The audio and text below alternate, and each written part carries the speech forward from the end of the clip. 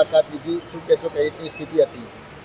આજે સિવિલની અંદર આમ તો હું બારડોલી બસ દુર્ઘટના ઘટી ત્યારથી સિવિલના સંપર્કમાં છું. અમારા સિવિલ સુપ્રિન્ટેન્ડન્ટ ડૉક્ટરને ત્યારે પણ સૂચના આપવામાં આવી હતી, જે દર્દીઓ અહીંયા દાખલ થાય એમને યુદ્ધના ધોરણે ઓપરેશન, દવા, જે જરૂરિયાત હોય, સીટી સ્કેન, MRI એમની તુરંત જ કરીને એમને પેશન્ટને આપણે ટ્રીટમેન્ટ આપવાની છે, જે ટ્રોમા સેન્ટરની અંદર અપાઈ જ રહી છે. તો પણ સ્પેશિયલ ઝાઝા દર્દીઓ એક સાથે અહીં આવે તો આપણે એમને સરસ રીતે ટ્રીટમેન્ટ આપી શકીએ.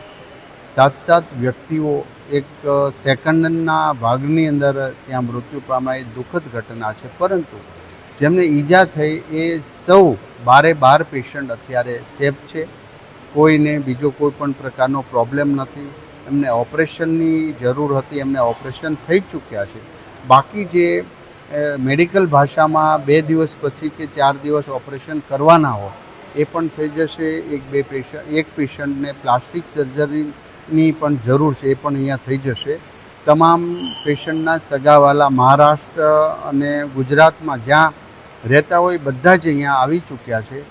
બાકી દિવસ રાત જે ડૉક્ટરોએ મહેનત કરી છે આ પેશન્ટ પાછળ, એમને પણ હું અભિનંદન કરું છું કે કટોકટીના સમયે સિવિલ હોસ્પિટલના આ ડૉક્ટરો દિવસ રાત જોતા નથી. તો આજે આપણે પ્રાર્થના કરી છે કે 12 પેશન્ટ જલ્દીમાં જલ્દી એમને રજા આપી ઘરે હસતા જાય એવી ઈશ્વરને પ્રાર્થના કરીએ છીએ. ઓકે.